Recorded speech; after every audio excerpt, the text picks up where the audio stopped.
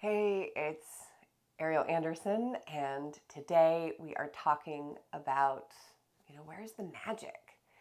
Fertility and magic often get separated, and it's it kind of creates a situation where it stops becoming fun and that joy, that light, that magic that you ultimately want to bring your family into the world with, your babies, it kind of falls away with all the things that, we've talked about a bit before, but today we're going to get a little more specific.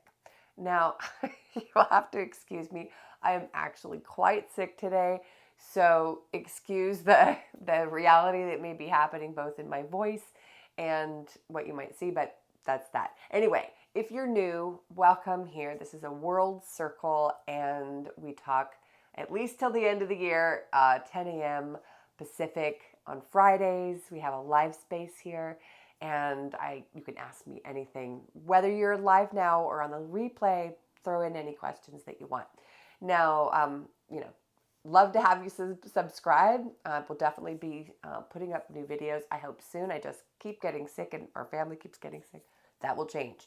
And if you're coming back, then it's so good to have you back here. This is a sacred space, and at the end of the year, we're going to do something special, or the beginning of the year. Yeah, I'm still figuring that out. All right, according to health. All right, let's jump right back in. Okay, so magic. Now, why am I using the word magic? Because I think it's one of those things that does come, like with babies, they come with a combination of lightness and darkness, of magic and frustration, exhaustion and joy.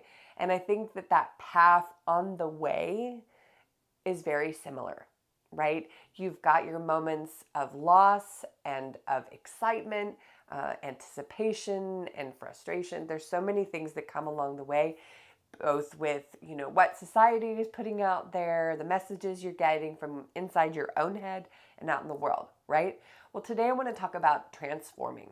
Now, raise your hand if you've ever had any trauma in your life, ever. Now, when I say trauma, it can be that you fell, that you had something huge happen in your life, that there was, one of those biggies that you see in an after school special. It can be any of those things. Trauma is, there's not a scale of what makes it allowed to be a trauma. Trauma can even be, how I felt when my alarm went off when I was sleeping to come here to this video today, right? It's like, that felt like trauma. Is it compared to someone who's been abused? Maybe not. But it does evoke a lot of the same things in your body. And so I want to remind you of this because the body memory is so strong.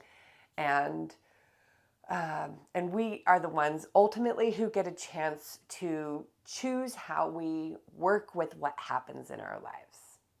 Now, I'm not going to say exactly what you think I'm going to say here. I'm not like, la la la, let's just take everything and transform it into light and it's perfect. Yeah, I am talking about transforming it. I think we have to make a choice to take the things that we've learned and transform them.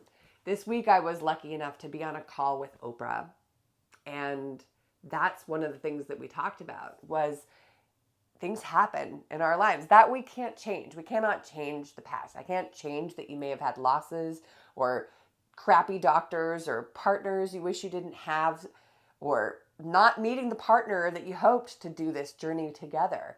There could be so many different things along with the traumas of your past, right? Different things that have happened. But what has happened in your life? You and I, we get to choose what we do with that so that we can move forward.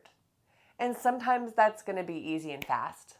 It's just a shift that happens in a moment that you choose.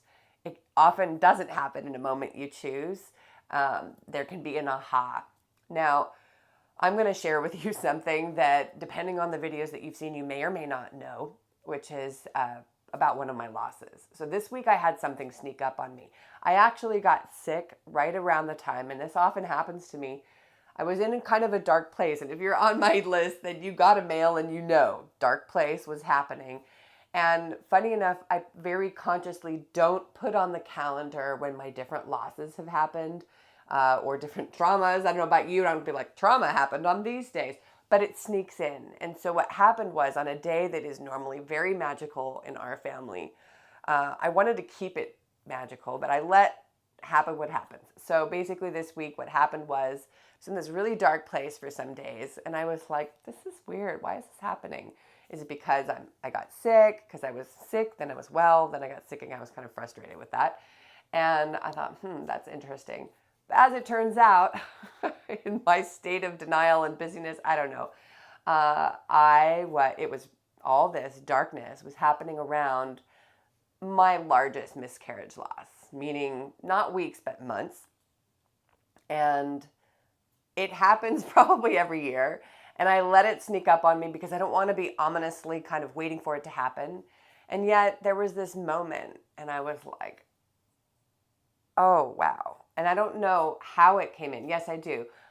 Something was happening yesterday. I was getting a puppet show was happening in front of me to entertain me while I was sick. And it was about, behavior. And I suddenly was flashing back to being in Prague. And I was thinking, I've been mourning Prague. This time of year, I'm mourning Prague because of the atmosphere and the Christmas markets and all of that in the streets, the snow. And what I wasn't thinking about I've been having dreams about Czech. No, it wasn't about that. It was about my loss. It was about that was part of it for sure. But it also was because that is connected to the time when I had my miscarriage that was so huge. It just sort of physically ripped my heart and body and not literally, but and yet it transformed me. And so it was interesting because I realized that each, I've talked before about each miscarriage has its own character. And this one was physically awful and yet emotionally and spiritually really powerful. Thanks for the thumbs up, by the way. I'm 44 manifesting my 10th pregnancy. Oh my gosh, I totally feel you. It's so many losses. How do you, I'm going to finish this, then I want to ask you a question. So basically, it's just about those losses are a part of you. They're in my bones. My body feels it so much that it asked to be sick so that I could be in bed, I could be quiet, and I could be taken care of because normally I have to do all these things in my family. And I could have asked for that space, but my body forced it on me, and then I got it. So I guess what I'm trying to say is your body's going to ask for the space to process, to mourn, to get what it needs so that you can move forward. So I'm asking you, you're moving towards your 10th pregnancy.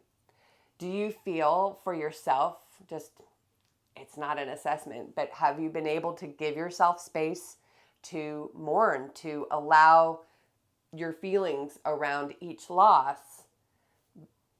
when it's happened? Because I don't know about you, but raise your hand if you often have to move through things because you have to go to work or you have to take care of somebody or you, I don't know, life is just, you kind of keep moving forward at a certain point. I'm curious.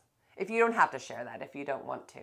But I mean, it's very powerful that I love that you are still going forward with I have 9 children already. That's okay. I see what you say when you said 10th. Oh, excuse me. I thought you'd had 9 losses. You have 9 children. So are you excited about the 10th? Are you moving toward, you already pregnant or you're hoping to get pregnant again with the 10th one? It's funny because 2 people I'm quite close to, or they're in my innermost circle, like my ohana, they both come from 9 and 10 children. And it's hard for me to imagine as an only child at all what that could be like. But they're very dear to me, and it's a very powerful thing to come from a clan like that, because you know that you're not going to get along with all of them. But I'm a professional caregiver. My mom thinks I'm crazy. I'm very excited. We started trying last week, and I'm ovulating now. Oh my gosh! Well, that is that is a lot to take on. You must be a very spiritually and physically energized person to be able to not only care for others, but care for the clan that you have, your tribe that you're creating and you've created.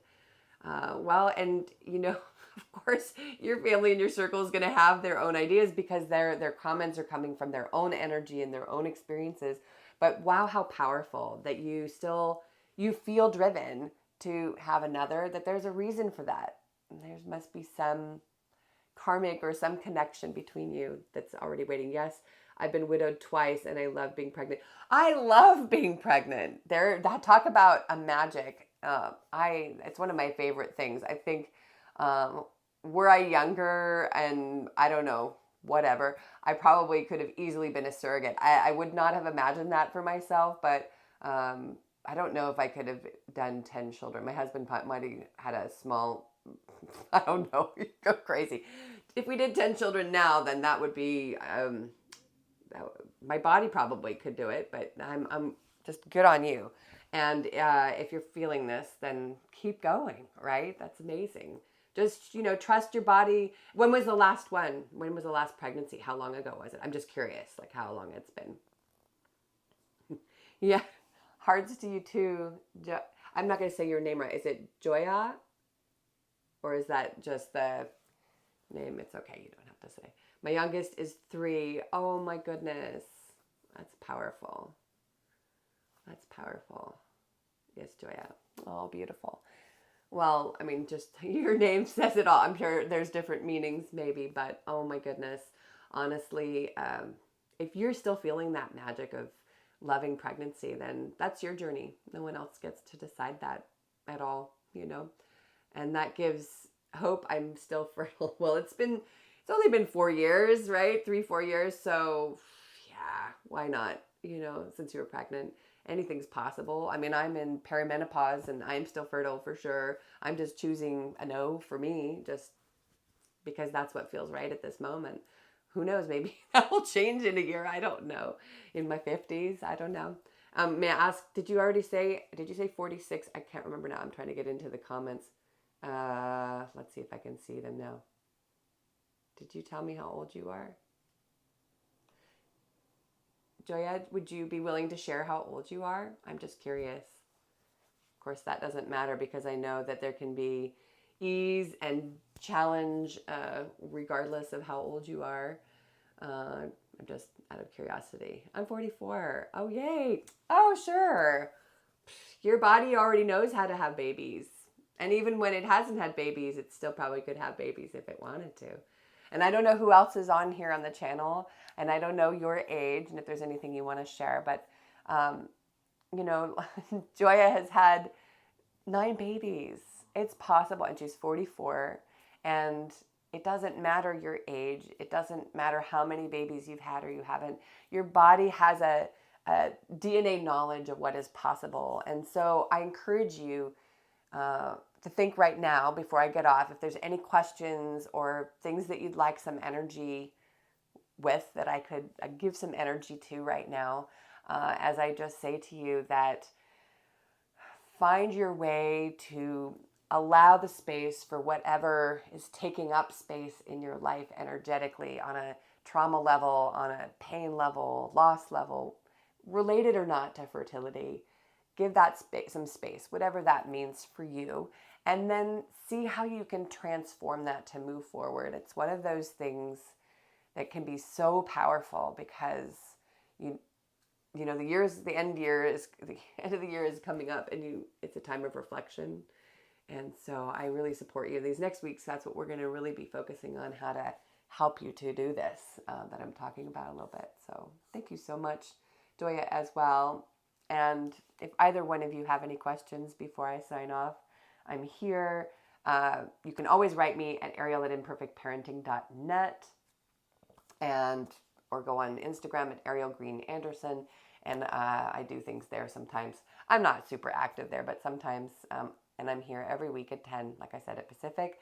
There are things down in the description, like 10 steps to getting pregnant. Now it's just 7 things, 7 things on the way to getting pregnant, because you're each individual. That's the thing. Like, I don't think there's a cookie cutter way to, that formula works for everybody, but there are certain key things for sure. And then there's the individual story, which unfolds. And we do have our monthly meetup, which is the fourth Tuesday of every month, where I have a private group, which is very small right now because that's meant to be anyway, but that's also down in the description, I think. I don't know. That opens up next week, maybe. Well, I think. Anyway, all right. I'm so thankful that you were here today. I'm going to jump back into bed and rest. Keep taking those things that are taking up space, giving them space, giving them your heart, and moving the magic, through transforming the things that have happened in your life. They're part of you beautifully, all the darkness and the shadows. It's all part of you. And I'm so thankful. Thank you for the thumbs up. It helps people know that we're out here, or I'm out here. And I really appreciate you so much. Have a beautifully imperfect day. And I'll see you on the other side.